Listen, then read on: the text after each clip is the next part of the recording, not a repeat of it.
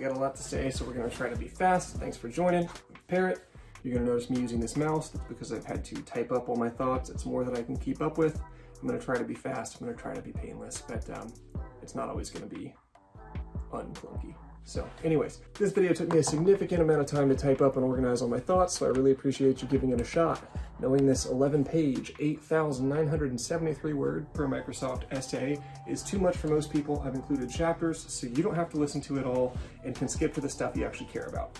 Don't forget, YouTube also has a slider where you can listen at 2 times speed. Thanks for giving it a shot. Why Bullpup? We can't review a Desert Tech product without first addressing the elephant in the room. Why buy a Bullpup? Everyone has heard that the ergonomics and triggers are bad, and that this military or that is moving away from them. We'll address those concerns later because they aren't true, but for now let's start with problems modern rifles have that Bullpups solve. You have to remember that 223-556 was initially created with a rifle-length gas system and a 20-inch barrel. Over time, we cut this down to a carbine-length gas system with a 14.5-inch barrel. The teens guys everyone wants to emulate then cut down that 14.5-inch barrel to a 10.3-inch barrel while keeping the same gas system. Then they stuck a suppressor on the end. So we've now completely changed the barrel and gas system from its original design and added an element, the suppressor, that drastically changes how everything works. This was the point when people started questioning the reliability of direct gas impingement and started switching back, a la HK, to short stroke pistons. Both the suppressor and the piston it necessitated add weight to the worst possible area of the gun, the front. People will pay good money to avoid a front-heavy rifle by buying taper barrels rather than government profile, or upgrading to M-lock handguards, which cut weight by dropping all the picatinny. While shifting all that weight to the front of the gun, you also have severely impacted your terminal ballistics, dropping muzzle energy as much as 30% using M193 or M855, and going from a 20-inch barrel to a 10.5-inch barrel. Then you see added concern around being able to fold the stock, and products like the Law folder, which adds weight, cost, and complexity, or redesigns of the entire main bolt and return spring of the rifle back to the AR-18 style to allow for folding. Bullpups counteract these issues by moving the working parts of the rifle into the stock and moving the fire controls in front of the magazine, feeding them. This allows for a rear weight distribution such that adding lights, lasers, suppressors, or pistons only brings the gun into near perfect balance rather than imbalancing it. People often forget what a radical change a suppressor is to a firearm, both positive and negative. Positive in flash and sound reduction, better accuracy, and reduced muzzle climb. Negative in increased weight, heat, cyclic rate, and blowback of poisonous gas, chemicals, lead, arsenic, etc. This blowback is particularly bad on short rifles with little barrel or gas system for the gases to expand into before finding another way out of the rifle and into your eyes and lungs. Any noticeable blowback is completely unacceptable, as the primary reason for using a suppressor in the first place is to reduce flash and concussion, leaving you more focused and capable in the fight. Gas that waters your eyes, fogs your glasses, causes flinching or breath holding is directly counter to that goal, especially when considering that what may be tolerable on the range with iPro will not be as tolerable in the middle of the night with only boxers on. Having the chamber moved rearward in a bullpup also allows for a longer barrel for the same overall length, negating the need to chop the barrel, change the gas system, hurt ballistics, change dwell times, etc. Of course, you can still do these things and end up with an even shorter package than is possible in a traditional rifle. The shorter package isn't just for Navy SEALs doing CQB on cramped oil tankers. Almost everything nowadays starts from a vehicle or moves through an urban area at some point. Your home defense encounter almost assuredly would not take place in a wide open space scenario. Even outdoors, moving through thick brush, under or over logs, or through caves, whatever really, shorter is better. There is a reason we see Ukrainians bullpupping AKs in the Malyuk and building their own X95s with license from Israel. There's a reason the Australians and Austrians have stuck with the AUG despite its shortcomings. Why bullpup? Because it allows you to bring your rifle into modern times without the same level of sacrifice needed from guns designed more than half a century ago. Because when you stick with what you're comfortable with, you get the M14 instead of the FAL. So, my experience with the rifle. I'm obviously not a been there, done that guy, but I do have 15 years of recreational shooting experience. At the time of this review, and the best of my counting, I've put 1,004 rounds through this rifle. You should be extremely skeptical of most people's given round counts because I can tell you from having done this review, it takes meticulous counting and recounting and note checking to keep an accurate round count on a given gun if you regularly shoot more than one. I shot about 400 rounds during solo range trips, and the final near 600 in a 3-class urban rifle series spanning 3 nights and totaling 13 hours. The gun was cleaned after each range session for the first 400 rounds and was never cleaned once during the 600 rounds in class. Every shot fired through this rifle has been suppressed. At the end of classes 2 and 3, there were a few double feeds, but this was due to using older mags with worn out feed lips and not the gun's fault. The only other jams came when I was testing the lowest gas setting I could possibly run. So accounting for operator error, the MDRx ran 100% through its first 1,000 rounds. I'm going to compare the MDRx a lot to the IWI Tavor X95 and AR-15 platforms. The AR-15 is ubiquitous and the true standard to compete against. The X95 is, in my opinion, the other top dog in the bullpup market, as it answers many of the drawbacks that other bullpups have not. I'll cover that in another review, likely immediately before or after this one. Maybe a good time to pause and say here that as much as I've drugged my feet trying to make this review better and better, I've seen the videos from Nick Young about the new Saber and Wolverine series that they're about to launch at SHOT Show in just a few days' time, meaning my time with the MDRx and it being relevant are basically up, but I wanted to try and go ahead and push this review out before I'd seen anything more from that. You're going to see a lot of things in this review that I start to comment on something that's already been addressed by Desert Tech, so good on me for recognizing the issue, good on them for going ahead and fixing it before I could even say anything. So this review will precede the X95 review, but the X95 review is coming. I just have more time on that. How my rifle is set up and why. This video won't be about me, but since you'll be seeing this rifle a lot, I want to go ahead and address parts that will be distracting you. First is my Bubba-Handguard. So first thing you're going to notice is my Bubba-Handguard. Yeah, I did that on purpose. The original handguard did not extend as long as I wanted to mount my swing swivel, or to mount bipods near the muzzle for maximum stability during accuracy testing. Before I had discovered that the rail can't hold 0, which I'll cover later, I also wanted more pick rail up top to mount backup irons. I bought their extended handguard for 20-inch barrels, but found that it was contacting my suppressor, and not wanting to affect accuracy by running free float, I cut the handguard back until I wasn't even able to bend the guard and barrel in contact with one another. So from all 4 directions, I can no longer force these two to touch. Then I added these vent holes for a few reasons. Bullpups have more of their barrel covered and are more apt to overheat than conventional designs. Every item you mount to your M-lock rails is also blocking some of your ventilation, so be mindful of that when you start slapping rail covers everywhere you see a hole. So I added these extra holes here, and then some pretty large, pretty ugly ones underneath. If you've ever seen the experiment before, it demonstrates that you can empty a bottle of water faster if you swirl it before turning it over than you can just trying to dump it out. This is because the air needs a clear path to enter the bottle and replace the water, or else you get a vacuum. The same factor is at play when cooling your gun. If there are only air holes on top, hot air and cold air will be fighting each other, like dumping the water bottle out. So I added larger holes in the bottom to allow the max amount of cool air to be pulled in as the hot air exited out the top. You'll also see that I tried to get air further back towards the chamber since there's no ventilation back that way. And stability of the handguard was already not a concern for me because, again, I already realized that at this point it's not going to hold 0. And as you can see, unless you're running it over with a truck or whatever, the stiffness is really not affected. It's fine. Next is the O-Light. Go ahead and hate. They work fine for those of us non-operators and can be seen on the rifles of Ukrainians and IDF soldiers in active conflicts. Yes, Surefire or whatever is better. I just need to see if someone's in my house, not smoke a tango at 300 meters at 2 a.m. after I drop my frozen light out of a helicopter on concrete. This one has been mounted back on the pick rail so the laser can hold 0. Yes, the laser. This is a little bit of a secondary aiming system since there's no reliable way to add backup sights, and a lot because I can only convince my wife to shoot so often and she has trouble finding the red dot. This makes it easier for her to use if I'm ever not home.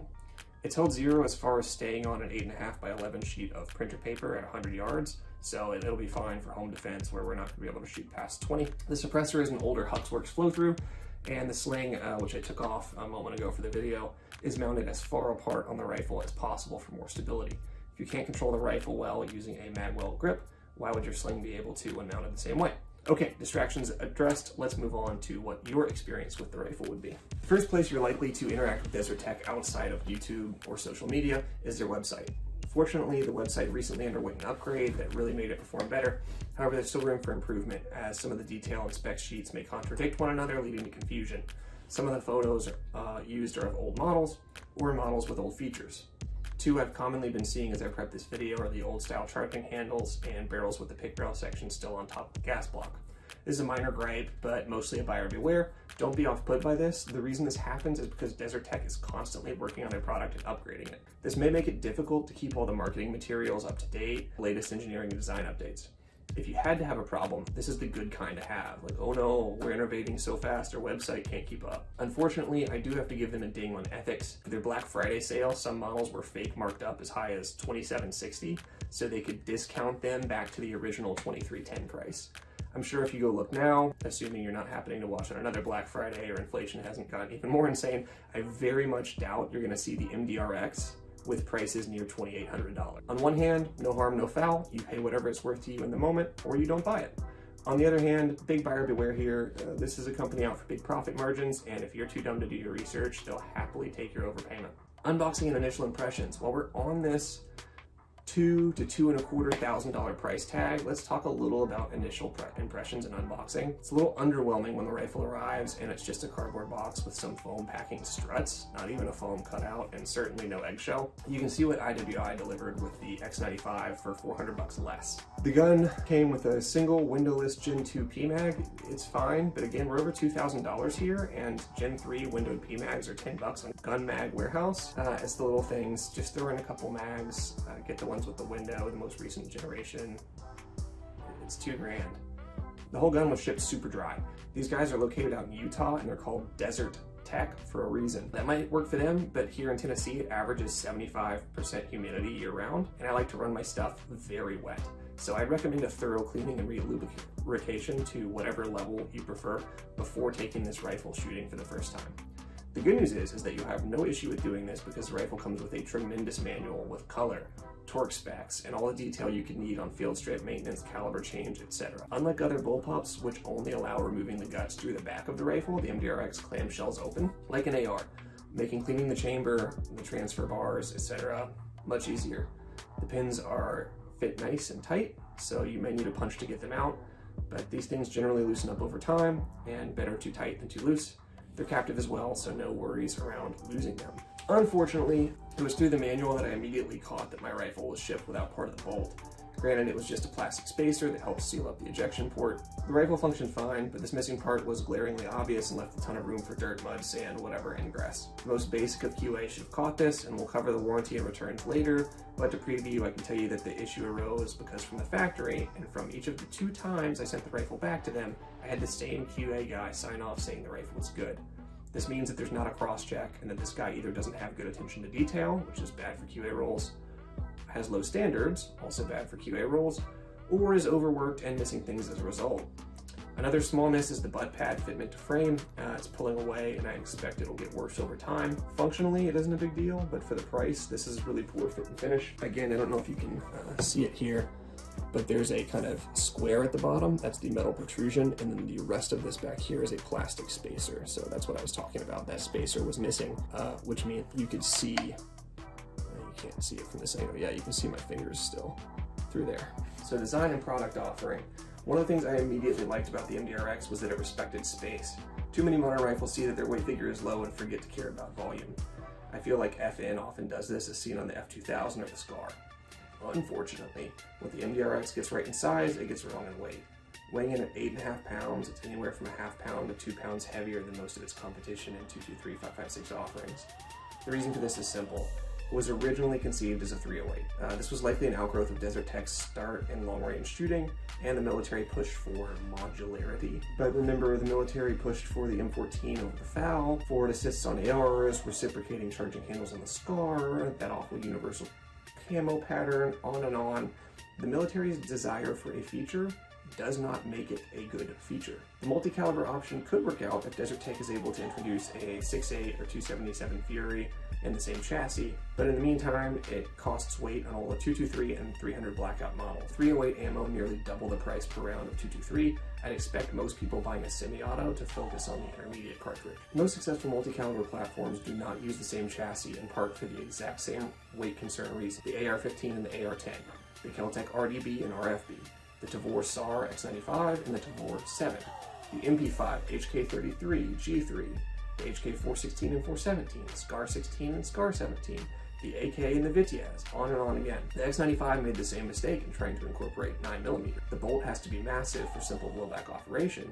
This leaves the X95's bolt about 7% heavier than an AK and 27% heavier than an AR. I may cut in another video section here talking about it, but the MDRx did tremendous in this area. Their bolt is 13 to 32% lighter than the others I just named. Also kind of a shame, in the new Saber, it sounds like they have increased the weight of the bolt.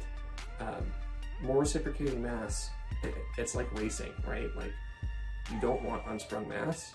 More reciprocating mass, I think, is a bad thing. I would have preferred to see them find another way around these issues. I understand the reasons they listed for it, but we want less reciprocating mass. They did that to offset and use less gas. I would have actually argued use more gas and less reciprocating mass. Part of the reason they argued for doing that was to increase the accuracy, but as we're going to get to in a minute, accuracy on this thing is tremendous. I can't imagine that they actually increased it any further than it already is in its current state. So, coming up, when it comes to caliber changes, I'd like to see numbered pick rail sections on the receiver. It's reasonable to expect someone switching from 5.56 to 308 or 300 black to 6 Creedmoor to also change optics. I'm sure Desert Tech is aware of this, and that's why they initially included pick rail mounted directly to the barrel. You could leave their red dot on each of your barrels and never have to re-zero. In practice though, numbered pick rails would make swapping back and forth easier and more feasible. Additionally, I believe the pick rail could extend further back towards the user, offering more room for a perfect eye relief or backup sights, magnifiers, bubble levels, whatever. When I'm right here on the gun, like fully mounted, I've got all this space. Bringing the pick rail further back this direction, I mean, I can fit 3 fingers there and still be, even if I were to, maybe if I were to prone, I mean, there's comfortably room for more pick rail there, so I would appreciate that. And again, we kind of see the consequence of this. It's an artsy taper here, but it ends up wasting space, and I'm sure that's more machine time that they could be saving. Still talking about weight, I would have preferred a smaller butt pad for weight savings and ease of use. If that puts the rifle under 26 inches, you could either lengthen the barrel for more velocity, or extend the body of the rifle, leaving more travel or spring for recoil dampening, or a more constant recoil-like feel. Even by itself, I think the butt pad is a little unnecessary. It creates some of the same issues that Divorce caused. It's too stiff to really help with recoil on a 5.56, and while it might kind of help on a 308, I'd really look more to the adjustable gas, muzzle device, or suppressor to mitigate recoil than the butt pad. The thickness it has is sufficient to grab at clothing and pull it when shouldering the rifle. For weight, cost, length, etc., I think the way to go is a simple plastic plate like the military X95 uses. That's also what you're gonna see behind me here in a minute. Is I've been 3D printing and prototyping some different butt pads. That's the only reason this thing is able to stand up straight on its end, is that I have adjusted the angle there. So if you already noticed that, there's a reason why my rifle is different. This 3D printer here is putting in some work. So speaking of the X95, where IWI made a good product, Desert Tech made a great one. The Divorce series is technically Ambi, but requires separate parts to make the switch. The MDRx might require using a few tools, but it already contains all the parts needed for a left-hand swap. Additionally, where the Divorce series offered a 3-position adjustable gas only on their 300 black version, the MDRx offers a 6-position gas regulator on all versions. Running weak 223 steel-cased ammo with a flow-through suppressor, I was able to reliably use gas setting 3 of 6 between the suppressed setting 2 and the normal setting 4. This leaves plenty of flexibility for changing conditions, ammo, suppressor use. It is worth noting that to their credit, each different barrel and ejection system comes with a different gas plug. This is good in that it means you're getting an appropriately customized gas setting, but bad in that it shows how overcomplicated the forward eject system is. The energy required to operate the forward eject system is substantially different enough from simple side eject that the gun requires different gas plugs. This adds cost for the consumer, as all R&D, machine changeover, storage complexity, QA, etc. expenses will get passed on to you. The forward eject option is unique enough that I'm going to cover it more in depth later. What I can tell you from the side eject is that the side eject does feel like an afterthought, and it was likely the result of feedback from all the issues faced with forward eject during the initial MDR launch. It works perfectly well, don't get me wrong, but there are some missing details. A good example is that even with the bolt extension in place, you can still see the magazine through the ejection port, meaning it would be easy to get dirt or debris inside and cause a jam. So again, back to the Sabertooth, I think is what they're calling it, Wolverine.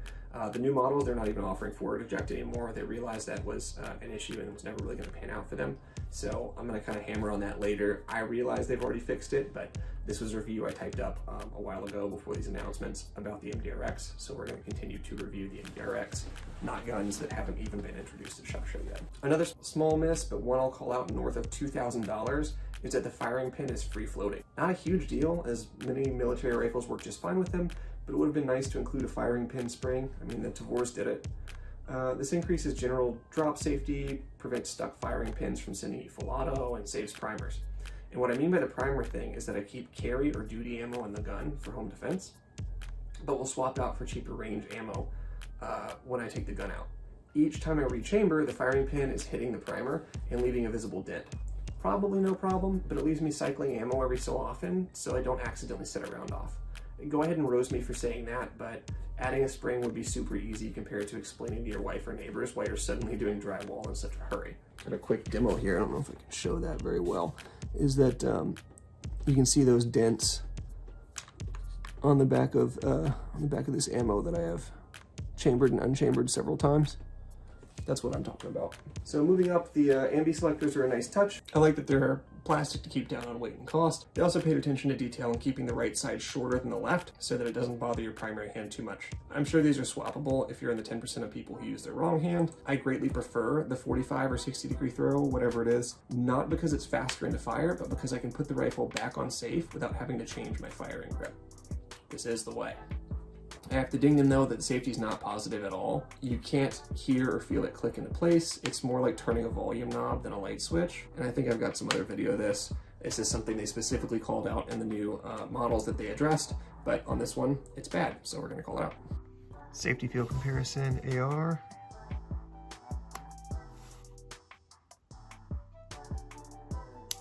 Notice how it snaps away from where my thumb is into position, and there's a little bit of a sound to it. And if we look at the X95, we get kind of the same thing.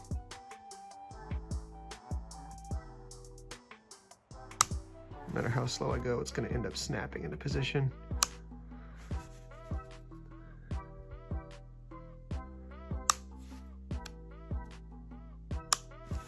And then when we move to the MDR,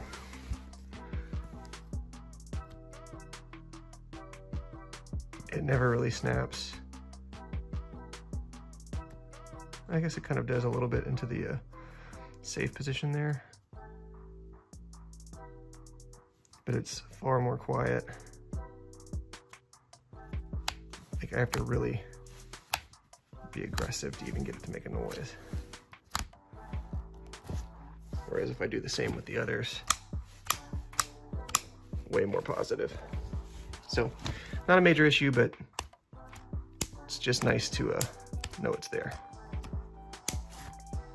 The grip can be removed and changed, which is a good call, but I'm not sure why they didn't use the AR pattern grip like the VHS, aka Hellion, did. Yeah, I'm aware the Hellion's newer, but the AR has been around forever. Again, we see extra costs for Desert Tech in developing and supplying their own grips, while also leaving less choice for the end consumer. Sometimes progress has to be made, and where a new design is superior, I support it. I did buy a Bullpup after all. In this case though, I don't see any game-changing advantage to their grip. People love to customize and Call of Duty their rifles. The more attachments you can offer them, the better. And the more of an existing aftermarket you can tap into, the better. Unlike the Tavors, the MDRx does offer a trapdoor in the pistol grip. People joke about Skittles, but I like to keep extra batteries and a lens cleaning cloth in there. This way you always have power, and the cloth keeps the batteries from rattling around, as well as serving as a cleaning cloth. Unfortunately, this trapdoor is too difficult to use without a pair of pliers. What they intended was that these two black sections here would be flexible, but even with the, you're just not going to get that out without using pliers. It's really stiff in there, but it is nice that they left you space instead of what the Tavors did. But if you do have some vice grips, pliers, something handy, you can get enough pressure. Hang on. It's tough to do that one-handed. So yeah, with enough pressure you can get it out, although you may end up scratching it up pretty badly in the process. This is probably also a good time to call out the missed opportunity to use the empty space and the buttstock extension for storage. As it is, it might allow stored items to write up into the working parts, so slight changes would be needed. but it's literally just an empty air pocket at the moment, so why not seal it to the action and add a door out to the outside instead? What I'm talking about is this section right here. There's nothing in here, it's just air, but there's also nothing separating this section from where the bolt rides back and forth. So if you were to store things down here now, they could conceivably rattle up and in the way of the bolt being able to retract fully, start causing malfunctions. But if you were to just seal this wall across and then create a door literally on the side here that you could open up, this would be more storage for skill type stuff or whatever. Oh yeah, and while we're on it, I find that the extension is a unique look that's actually practical. I find it makes using a rear bag easier on the bench and protects the bolt release, which is tucked up. Can't get away background. Tucked up right there from being accidentally hit. Gives the user more surface area to mount the rifle higher in their shoulder pocket if desired. And this allows for an extremely heads-up shooting position without sacrificing your cheek weld like a skyscraper mount will do. And what I mean by that is, if they had cut the rifle off right here, your butt pad would only be this long, but instead they've given you this extra space, which means if you are wanting to high stock the gun, you can get this guy way up here so that I'm basically resting on my cheekbone rather than doing the old mag pole thing where you mount low and then pull your head all the way down to it. So it offers more opportunity. I think lengthening that was a good idea. Those taller mounts also have height over bore zeroing implications, which you negate with the MDRx's taller butt. Can't really get into it here, but if you start running ballistics calculators, using skyscraper mounts does drastically change your zero. So anything you can do to stay more towards the normal mounts will give you less things to think about, especially if you're newer to this and don't really want to spend all that time playing around with height over bore, using calipers to measure yours and check what it does to your zero. Moving on to the trigger, it's good. People make too much of a fuss about light glass triggers and tend to assume bullpup triggers are horrible without having ever tried any. Fudd-lore left over from the AUG P90, which had progressive triggers and plastic parts throughout, and maybe the SAR, which was designed to be safe for conscripts to use due to their mandatory military service requirement. Again, a lot of this fudd-lore and stuff that comes around about bullpups, you guys have to understand the context in which this information is being given to you. If you're not thinking about the X95 series as something that was made for conscripts, you're thinking about it wrong. And you really need to take these things into consideration. So if you just blankly repeat whatever you heard some YouTuber, especially one like me who's not like a been there done that guy, say, and you don't check it out for yourself, like you're gonna get it wrong. Both the X95 and the MDRx, however, have perfectly good triggers out of the box, minimal creep, crisp brakes, reasonable resets. MDRx is coming in at 4.5 pounds on a trigger scale, and at no point in time during the 13 hours of classes I took was my attention drawn to the trigger, which is good. Trigger control should be unconscious to you. Again though, I have to call out the missed opportunity of the aftermarket. The Devores have some terrific trigger packs out there, bringing my X95 all the way down to 3 pounds even. Necessary? No. But again, people like options, and this was an opportunity to accept something with very similar size, shape, and operation to expand the market for everybody. I know everybody likes those flannel daddy style looks, so we're gonna take our chamber flag out, reconfirm safe here, and ghost the trigger, just so you get an idea. So initial pull, reset, pulling again, reset. All right, so there's your trigger stuff. I'm having to edit again as Desert Tech keeps acting on things I'm suggesting before I've even posted the video. Lately they're doing better with this sort of marketing, but I was going to suggest teaming up with Tom Alabrando from IWI or even Steyr in Alabama, I think, to run a PEPSI challenge with bullpups, showing that they're just as capable, actually more so, than standard ARs and AKs. Sharing trigger packs would be a great way to start. Under the mag release, keeping the AR manual of arms was a good call, as this was including the third magazine release in front of the mag well. At no time did I make contact with it, and if I had, it was stiff enough to never be able to drop a mag by accident. In fact, the mag releases were so stiff that I often struggled to drop mags on purpose. That was a bigger issue that we'll come back to in the QA and warranties. Above the mag releases are the charging handles, and the sled they're mounted to is a better design than the Devore, which is a largely unsupported rod that can torque whatever direction it's pulled, and is really held in place by just a few millimeters of plastic. While the perfectionist in me wishes it was a bit easier to remove the handle from the offside not typically used to reduce snag hazards and weight, the realist in me knows it's never been an issue so far. A surprise to most is the rear cutouts allowing for the MP5 slap right here. So you can lock the gun up like that, and then you can slap it. This is fun, of course, but it's actually useful for clearing jams. I had several double feeds towards the end of classes 2 and 3 that were solely related to using old magazines with worn out feedlets, and this notch allowed for me to quickly lock the bolt to the rear, clear the double feed before reinserting the mag and slapping it home. Forward of those is the handguard, the ultimate Achilles heel of the MDRx. Both the original handguard and the longer, thicker with 3 C's handguard I bought were unable to fit over the standard OSS muzzle device. I certainly appreciate the respect for overall size, but that only applies to external dimensions. The last thing you want is to have to fight the handguard during basic cleaning or piston removal, or to remove your muzzle device when cleaning, changing calibers, moving the handguard over to another barrel. In this picture, I was trying to lay out the working parts of the MDRx, but you'll notice I left the handguard on because I couldn't get it over the muzzle device and didn't want to remove the muzzle device just for a picture. The handguards are attached to the receiver by a push pin on the bottom and 2 M-lock style screws on the sides. This means that the handguard is unable to hold 0, which is a no-no for today's night fighting requirements. Military programs would almost certainly require a handguard to retain 0 for lasers. Even if civilians don't actually use their rifles in this way, they still want mil-spec everything and to know their rifle is capable should the time come.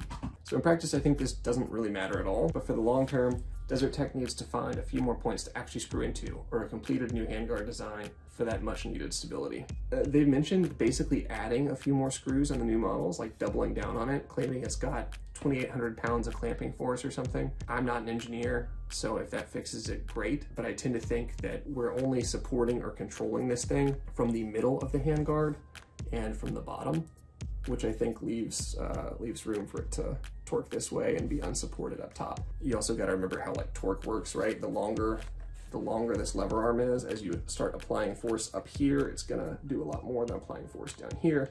So yeah, I'll cover it more when talking about what I call livability, but this rifle falls over all the time. A single fall from leaning it against the wall onto a carpeted floor will leave the handguard visibly skewed to one side, despite using the manual's torque specs. This is just an indicator of the level of toughness you can expect from the current design. And I stress current because Desert Tech has done a great job of continuing to improve the platform over the years. And that's funny, I wrote that before I knew about the Sabertooth and Wolverine, and look at that, I was right, they're continuing to improve. Underneath the handguard is access to your adjustable gas. Here, as a set and forget, this system is great. However, for that apocalypse scenario where you're trying to adjust gas on a dirty gun under fire or whatever, the gas block is impossible to read. The markings are just etched in, and being under the handguard are in shade at all times. I had to use the old white crayon trick to fill them in before covering with clear coat to keep wax from melting away. Again, not a huge deal, not a likely scenario. Most people will tune once and never touch again, but for a rifle at this price, I shouldn't be using crayon on my gun. If the negative comments haven't already come from me continuing to mention price, let me clarify why I keep doing so. For a fair review, I have to consider what else I could have gotten in the same category for the same price. And this price is high enough to have to fight some of the best rifles in the game. Nearly Daniel Defense's entire lineup, the Geisley Super Duty line, LWRC's DI series, any BCM rifle, Noveski's Chainsaw series, LMT's SPM or Defender series. You get the point. When I nitpick tiny little flaws that seem pointless or unfair, it's because of this. Look at the competition. If you charge this much, this has to be your standard, and the guys I just listed are all setting very high bars. As an additional request, I'd love to see the max number of positions possible in the gas block. And 6 may be it, we may already be there, but I can tell you with 6 already offered, the MDRx shot smoother than my mid-length Daniel Defense. More positions would only allow finer tuning still. If you want to maximize sales, you have to appeal to the widest possible consumer base. The military will want more high gas adverse settings, but competitors will want more reduced gas, reduced recoil settings. Scenarios can vary wildly with different suppressors, muzzle devices, outside temperatures, altitudes, summer versus winter, ammo choice, etc. More options are always better if they can be fit in there without ruining durability or reliability. Speaking of ammo, let's talk barrel. Desert Tech went with a 1-in-7 twist and a 223 wild chambering. I think Nick Young pronounces it wildy, so sorry if people disagree with me, which is essentially a tighter tolerance 5.56 barrel that can fire either caliber. The barrel profile starts very thick, but also tapers very quickly from 0.85 inches to 0.57 inches in the first 6 to 7 inches of barrel until the gas block, leaving the last 9 or 10 inches with a thin 0.57 inch profile. This keeps the weight towards the rear where it should be, but allows the hottest areas to have the thickest barrel to remove the most heat at the source where it's generated. My barrel showed absolutely perfect concentricity and was capped with what looked to be a really effective Desert Tech flash hider. A cool idea on the muzzle device, since I felt bad never using what otherwise looked like a good one. They should thread their devices for Surefire, Huxworks, or Dead Air. It doesn't really matter, pick one. I'm partial to Huxworks as the pioneers of flow-through, but maybe Surefire is a better route for military contracts. Even if the pattern shoot they chose didn't fit your can, the resale value on the muzzle device would be better, offsetting some of the initial costs for the consumer. And it might create standalone sales or additional attention for Desert Tech in that way. So, accuracy testing. Too long didn't read. Accuracy was great. I tested across 3 separate range trips with 2 optic configurations and 2 control rifles. For ammo, I shot 12 different loads from 55 to 85 grain and 24 cents per round up to $1.40 per round. Protocol each day was to shoot 5 rounds of each ammo from a bench at 100 yards for a total of 60 round fire. Every 20 rounds, I would switch rifles to prevent too much heat buildup in either one. At the end of day 1, the MDRx achieved an average of 1.8 MOA to almost perfectly tie with my Daniel defense at 1.79. 3 loads were sub-minute. 77 grain federal gold medal match at 0.62 MOA, 69 nice grain nozzler at 0.68 MOA, and 77 grain AAC at 0.92 MOA. Honorable mention for the Barnes Precision Match 85 grain, which hit 1 MOA even, and Hornady Black 75 grain SBR at 1.04. Shooting one group, even if it is 5 shots one time, doesn't mean the gun is a sub-minute gun. So I took it out a second day, 2 weeks later, to further increase variable. We compared it to the X95 this time, and swapped out the 1 to 8 times LPVO for a red dot with a 6 times magnifier. The same firing protocol, ammo, etc. was used. This time the MDRx averaged 1.81 MOA across its 60 shots, very similar to the 1.8 we achieved with a different optic 2 weeks earlier. The X95 was only able to squeeze 2.44 MOA out of the same ammo and conditions. This time the MDRx had 4 of 12 loads sub-MOA. 77 grain federal gold medal match, led again at 0.79 MOA. 77 grain Fiocchi Exacta at 0.84, 69 grain Nosler, nice, again at 0.86, and 85 grain Barnes Precision Match, again at 0.96. Honorable mention to the 77 grain AAC, which tipped just over at 1.01 MOA. About a month passed, and I still had 14 rounds left over of that 77 grain AAC. And this was a critical test because in that month I took rifle classes totaling 13 hours, about 600 rounds with no cleaning. So did the accuracy hold true? I put a 9-shot group at 100 yards of 1.312 MOA, 1.3, and a 5-shot group at 150 yards of 1.137 MOA. So again, 1.1. While I know that was a lot of info and numbers all thrown around at once, the summary is that the gun is certainly sub-MOA capable if you're using good ammo and doing your part. Unique ejection. All right, I've been putting this off, but let's talk about the forward ejecting MDRx. And feel free to skip this section since they're not gonna make forward eject anymore, but at the time I thought they were still set on it, so I felt the need to kind of address why I disagree with that concept from the jump. So let's get into it. Candidly, I'm not a fan, and here's a good primer to why. We are already shooting a bullpup rifle. While the concept isn't unique, it's far from accepted. You don't go from being a couch potato your whole life to benching 400 pounds in your first day in the gym. You have to work up to it. Start with just the bar, hit that 135 mark, 225, and so on. There's a history of bullpup manufacturers trying to jump straight to 400 pounds by changing too much at once. In the 1960s, the HKG-11 tried to use caseless ammunition. In the 70s, the AUG tried using a progressive trigger and a quick change barrel. In the 90s, the P90 used a unique magazine, downward ejection, weird grips, weird backup sights, and the Tavor tried the cutlass grip and like the new way of holding their rifle. In the 2000s, the F2000 used the same weird grips as the P90, then tried to seal off their operation using the toilet bowl cover. They tried forward ejection. You get the idea. It's enough to get people to accept moving the action in the magwell. Don't ask them to upend the only other parts of the firearm they recognize too.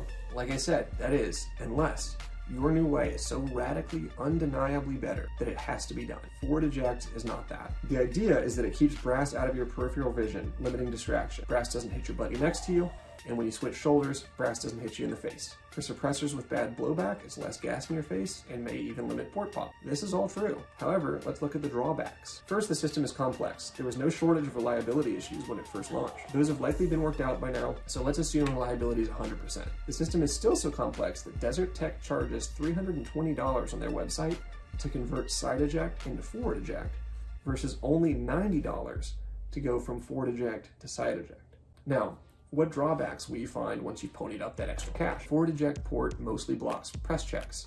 And actually, sidebar, that's what Nick cited in his most recent video as to why the military didn't like forward eject, so nailed it. There's a small window where you can see brass during the day, but there's no chance at night. The window is also likely too small to allow a finger, or certainly a gloved finger in, to feel for the presence of brass at night or in the dark, thus preventing a tactile press check. This will be key for military guys running nods.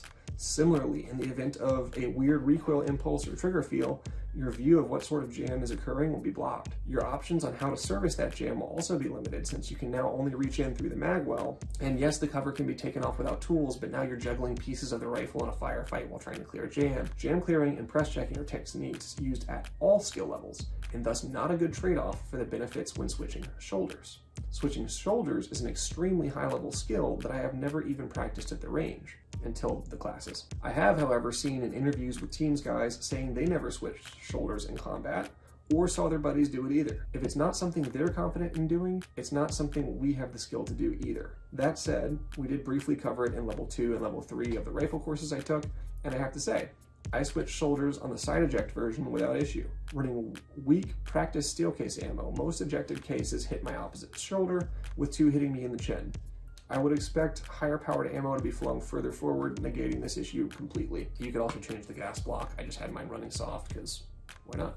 Adding to the frustration, Desert Tech currently only offers their caliber conversions in forward eject, meaning changing calibers comes with an additional $300 fee, in my case at least, and no choice in your ejection system.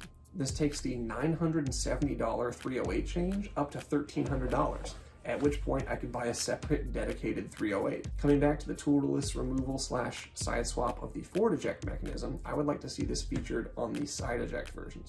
This would make cleaning easier and negate the need for tools when swapping to left-hand eject. Not that I do, but other people would like that. Additionally, the forward eject comes with a spring-loaded dust cover that the side eject doesn't have. A dust cover is a good idea on any rifle in any configuration. If Desert Tech did see and implement this, would you mind, pretty please, sending me these changes for free? Love you. Livability. Livability is not something many people will appreciate in a rifle. This is like having a handgun that is small and comfortable to carry versus trying to fit a Desert Eagle in your pants. It can make a large difference in your likelihood of having that firearm around. For military contracts, this can be even more important when guys may be required to have their rifle within arm's reach 24/7. As a bullpup, many issues are already solved. It's small and well balanced. However, that balance is sacrificed by the angle of the butt, and that's why I started doing this 3D printing. I hate this. I've heard some argument for this angle in the past based on shouldering the gun faster from a low ready or something, but it's bunk. I had my X95 for years with a 90-degree flat butt plate, and I have to say that it's better. The angle doesn't help in any practical shooting I've done, but it prevents the rifle from standing up straight. It makes it difficult to lean indoors or against furniture. I know for some people in apartments or different home types, it is possible to muzzle someone above them, but for me, pointing the gun up is generally the safest direction, and I don't want to do that if I have to worry about it falling over and muzzling someone. Another key livability piece is the sling. For a rifle, this is like the holster. It is the way you keep the rifle attached to you. That is why QD cups with rotation stop are a must-have. Unfortunately, MDRx overlooked this aspect. Free rotating slings get tangled. This can change their length or create pressure points that make them uncomfortable to carry. Straightening them out again can be an annoying experience, and with the wrong person can be unsafe, as they get distracted trying to solve the puzzle and muzzle everything around them. Fortunately, this is an extremely easy fix that Desert Tech will likely offer on the aftermarket on their website when they figure it out. Again, I'll take a free copy if you don't mind. I'm not the first to mention that, by the way. I can't remember if it was Brass Facts and Hop's video on Bullpups, or if it was maybe Micah Mayfield or somebody, but I saw someone complaining about free spinning QDs, and they are simply the worst. To clarify again, the only reason you're seeing this gun standing up this way is because I hated it so much that I took the time to start modeling and 3D printing and trying to make a better version of Desert Tech's original butt plate, which this one's the original here. You can see that rubber coming off the back. It really is just a solid metal butt plate. That's honestly what they should have gone with. This rubber is not squishy. It doesn't absorb recoil at all. It just gets in the way. And the angle here is 110 degrees as I measured it, and it just causes the rifle to tip and roll over. So even when you're trying to lean it against the wall, it wants to slide forward like this, and then it falls off of whatever you've tried to lean it against. Normally I don't put it on the top of desks or tables like this. That's just a for YouTube thing. If I have it down here on the ground beside me during the day, it's so much better like this. So Desert Tech, please find a way to at least reduce the angle so it doesn't fall over. Maybe not everybody likes the 90 degrees like I do, but God, it needs to be able to lean against stuff and not fall. All right, warranty and quality control. Anything they might have sent me before will definitely be off the table after this section. Desert Tech offers a lifetime transferable warranty, and you really can't ask for more than that. In the 2 times I sent the rifle back to them, I was not charged a dime, and their turnaround time was very quick. I don't know if you caught it, but I did have to send the rifle back twice. Why? Unfortunately, it was the same reason every time. The first time was because the magazine release was so stiff that I physically could not release a fully loaded magazine without using 2 hands. Additionally, I noticed that the bolt was missing the plastic plug that prevents dirt ingress. In their defense, they only recently introduced the floor eject guns, and the gun functioned fine without that piece. However, for the price, guns should not be leaving like that, especially with something visibly missing from the bolt that can be seen with the gun fully assembled. This is not a good look for QA. The first time the gun came back, they included a note complaining that I had over-lubricated my rifle. In my defense, I was not going to risk them saying that the issue was that I had a dry rifle and just sending it back as is. While they did turn around the work quickly, it was still about 6 days shipping one way each time I sent it to them, meaning I generally lost my rifle for almost 2 weeks at a time. Getting it back the first time, the bolt did have the missing piece, but the magazine release was no better at all. I had to convince the sales rep that the release was still an issue by sending a video comparing it against the AR and X95. Rolling that in here. There's no way the tech thinks this is normal. So 3 different mags, 3 different colors. AR-15, drops free,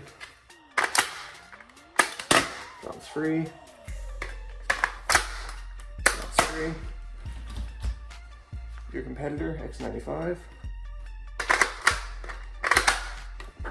First mag, drops free. Second mag, drops free. Third mag, drops free. Oh, maybe not. There you go, third mag drops. Desert Tech. First mag. Push-pull, right? It's in the gun.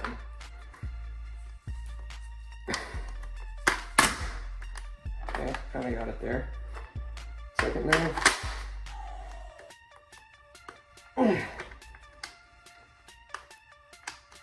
Can you hear the sound that's making? Left hand. Can strip it out then. Third mag. You see me pushing that?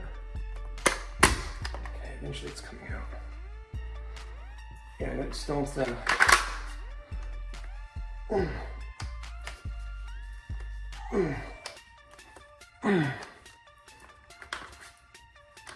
Like, yeah, I can strip it with my left hand. But there's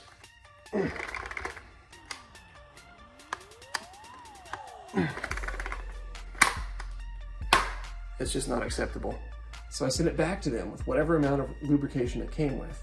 Another 2 weeks passed. I got the rifle back again. This time there was a marginal improvement, but it was still far from acceptable on any other rifle. At this point, I gave up. My rifle had been gone for a month, and the same quality of tech had signed off on the rifle 3 times. Once from the factory and twice when sent back by me. Unfortunately, this seems to be what they view as acceptable, so I wasn't going to waste more of my time and theirs sending it back and forth. So the warranty is a mixed bag. They'll absolutely take care of you, but only as far as they feel is appropriate. Now, to totally counter most of what I just said, Desert Tech's X factor is that they care. Maybe not in the QA and warranty department, but I have to swing completely the other direction. Desert Tech has a special X factor in that they care, at least from a design aspect. They're still trying to improve and innovate, and they're not just cranking out AR after AR, increasing the price $300 at a time, claiming some unique new breakthrough because they staked the castle nut in extra time. This video will likely never get over 100 views, but I'm almost 50% certain that they will see it. Even if they don't watch to this point, it may even be Nick Young himself who sees it. Which, if so, please reach out and hire me, Nick. I will move to Utah to work for Desert Tech, and I'm not kidding about that. I believe this because if you look at other small reviews of the MDRx, you can see Desert Tech official accounts in the comments. For bigger channels like GarandThumb, InRange, Forgotten Weapons, Desert Tech actually collaborates with them, and you'll see official videos from Desert Tech responding to concerns from these gun tubers, as well as responses from Ian and Carl when updates were successful. That continuous improvement is my next point. In just the short time since I became interested, they've started press fitting their gas block, upgraded the gas piston count, upgraded the charging handles, started offering side eject, created the mic run, started offering 300 black, removed the pick rail from the gas block. They don't just have a product that's passable that they continue to use as a cash cow. They're out there listening to feedback and looking for ways to get better. If you go back on their channel as well, you can see they really are trying for military contracts. They have serious environmental testing, bore obstruction testing, etc. I just had to go back and write that I saw more of this coming in YouTube Shorts, so that effort is definitely continuing. This is a company that has been around for over a decade and actually cares about succeeding. I'm probably delusional for thinking they'd ever see this, but that's a testament to how responsive they are. I actually think there's a chance. So again, wrote all that before these new announcements. So with what's going on, I think they're going to release a SHOT Show here in a couple days. They're coming out with new rifles. It sucks they stepped away from the MDRx platform, because now what am I going to do with this? But they are continuing to innovate, and they are serious about making military rifles. So take from that what you will. Lessons from rifle class. With this heading, I don't mean what did the class teach. I mean, what was unique to me running an MDRx? For home defense, I was surprised at just how much the 3.6-inch height over bore really turned out to be. That's a lower third co-witness scalar works mount there. And for comparison, the same optics setup on my AR came in at 2.9 inches. This video is already too long to go into detail, but suffice it to say that to get the same trajectory as a 50-yard zero on an AR, you'll now need to zero at 70 yards with the higher height over bore. Both zeroing and training will need to be a further consideration, but if you can wrap your head around it, I actually think this is an advantage because you're shooting flat or close in. But again, I'm not going to get too far into that. The next thing I learned was that no one had heard of Desert Tech. I mean, literally no one. Well, like maybe one or two, but that's out of 20. I was surprised the awareness was this low. That's why I'm going to once again harp on the PEPSI challenge idea here in a minute. I was also surprised that no one knew how I was dropping the mag. This goes back to the fudd-lore around all bullpups. They thought it only had a rear mag release like the AUG, and I had to show them that it had ambi releases in the same place as their AR. I'll cover it in my summary, but I confirmed bullpups are faster than conventional rifles. They just are. I also learned that shooting in the prone position was no problem at all, despite what the FUDs say. The balance of the rifle also made it easier for me dropping into prone and popping back up to it kneeling one-handed. Others struggled to balance their rifles and either had significant muzzle dip or had to tuck the butt under their arm to keep control. The final learning was twofold. One, my Bubba-Handguard worked. It never got hot. I never even felt the heat radiating there. Two, my suppressor did get hot, no surprise. And the chassis of the rifle got warm. I wouldn't say hot, like you wouldn't pull your hand away, but it did get warm. I mean, like, right in here. I mean, like this is the chamber back here, right? I know for those of you that are not used to bullpups, it's kind of wild, but this aluminum section in here, it got warm. I know Desert Tech likely wants this area sealed from the outside because if dirt gets up top, that's where the recoil spring is, and if dirt gets below, that's where the transfer bars are for the mag release and the trigger. I'd still rather see them open up the side of the frame to allow better cooling around the barrel. A simple neoprene or high-temp gasket or thin sheet metal blocker above and below the barrel could prevent dirt ingress, but let air reach the sides of the barrel and chamber. Just food for thought. Even if that didn't affect function, it might help parts longevity, which in turn would help military trials if the interest is still there, which it obviously is. So what I'm saying is, up here is the spring and piston, so you don't want dirt in this section. And down here in the plastic part is where all of your controls are going to transfer everything to the back for your trigger and your mag releases. All right, I talked so much I filled up my phone. Sure, that's no surprise to the rest of you if you're still watching. Either way, what I was saying was, I understand that Desert Tech doesn't want dirt getting into the springs up here or into the linkages for the trigger and mag releases down here. But what I was suggesting they could do is if they were to open up some air vents right in this area to cool off the chamber and the beginning thicker part of the barrel, a simple neoprene cover across the top and or bottom, or just a thin piece of metal would prevent dirt ingress, but allow those parts of the barrel to heat and cool. So finally, summary. For all my gripes, I still bought this gun and I don't plan to sell it. It is my home defender, and in my opinion, it's the best bullpup commercially offered at the moment, or at least until SHOT Show, I guess. If they can fix just the weight and the handguard, and ideally get the price under 1,800 bucks, That would make a big difference, Desert Tech. I think they're there product-wise. The final piece is to run that PEPSI challenge with some name, some big name, like Jerry Mitchellek or Larry Vickers. If he gets out, free my boy. 9-hole reviews, AKOU, etc. Someone with either undeniable competitive experience, like Jerry. No offense, Ian or Carl, y'all are incredible, but we need someone even Fuds might have heard of. Or military experience, like Larry Vickers or whatever, since law enforcement is less applicable for rifles until recently, and a significant social presence without a predetermined bias against bullpups. You get some great guys out there like Sage Dynamics who just are incapable of giving bullpups a fair shot as much as they think they can. People are always more affected by psychology than they realize. He'd probably admit that to you too, but there's a lot of great reviewers who just know standard rifles and they're not going to give bullpups a fair shake. So none of them. In short videos or literal YouTube shorts, show how the 5.56 MDRx wins out in simplicity of field strip, cleaning, durability and reliability, even a full auto burn down, accuracy, longevity, using specs for parts breakages. I mean, you can't really show that in the short. Timed drills, especially those, GarandThumb asks. Send some people free rifles in exchange for a protocol of like certain drills they have to shoot versus ARs or something like that.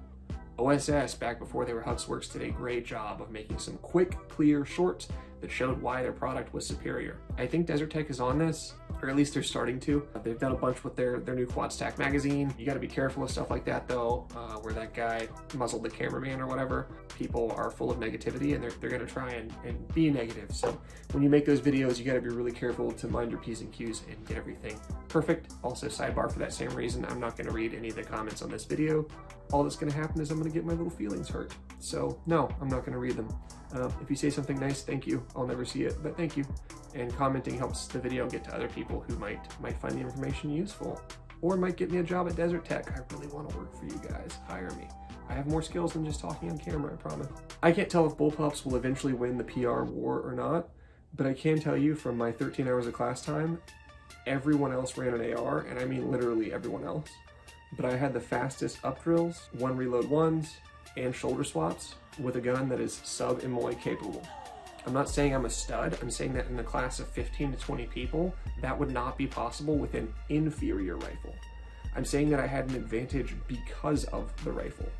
For up drills, I had a 60-degree safety and a rear weight bias that made it faster to raise. The weight balance allowed me to keep the rifle shouldered and on target during the 1 reload 1s, while the bolt release location allowed my support hand to go straight from the mag to the rail for the follow-up shot. I was routinely hitting about 2.5 to 2.6 seconds, while the rest of the class was at 3 to 3.5 seconds. I had multiple up drills under half a second and all under 0.7 seconds. I know bullpups get a lot of hate, and sometimes rightfully so. Just remember, the year isn't 1970 anymore, and the MDRx is something worth your reconsideration. Thanks for watching. Also, just to clarify, for those that don't know, when you run dry and you're reinserting a mag, the bolt release is a little tab. I don't know if I can highlight it. That sticks out here. So as you insert the mag, if you just ride it on up, your hand slides up and hits the bolt release.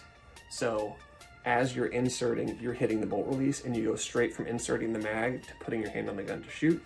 Whereas on an AR, you're going to insert, you're going to go find the ping pong paddle, and then you're going to put your hand forward. I understand these are small differences on paper, but when we're coming down to things like tenths of a second, not making that extra stop, not having to find that extra thing, even if it is eyes down range, slap the side of the gun, it's faster. It's a single motion and then back to it instead of 1 and then 2 and then 3. Same thing with raising the rifle. When the rifle is this light, you couldn't do this 10, 12 times like I'm about to do with an AR, because all that weight is just torquing your wrist down. It has nothing to do with your shoulder strength or your big old biceps or whatever. It's literally this, which how often do you do this with weight, right? So the bullpup is just factually better. It's just been worked on way less than any other platform on the planet. So I think with continuing work with Desert Tech's focus, there is so much opportunity here. The weight, it sounds like they've already addressed. Many of these issues are being fixed. If they fix the handguard, that's gonna come a long way. The biggest gaps are still just public's understanding and awareness of Desert Tech and then especially that large barrier to entry in price. Maybe if they could make like a really cheap version or something. And be careful not to ruin their reputation by making something that's cheap and crappy, but a lot of people are not going to spring for a $2,000 rifle that they've only just begun to hear of. So finding a way around that might be a big way forward. And yeah, talked so much, but I really love this stuff. So hopefully if you watched all this, you do too. And thanks again.